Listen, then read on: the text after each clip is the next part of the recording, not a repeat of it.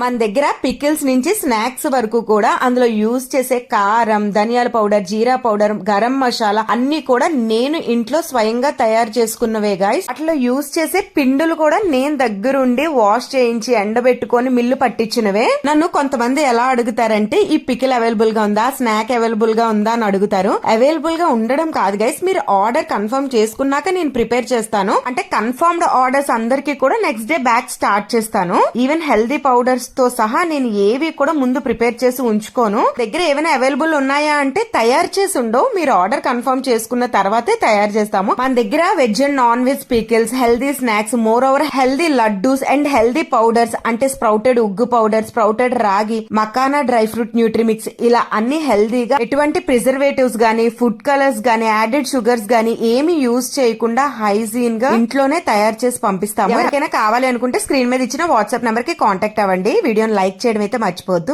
Bye.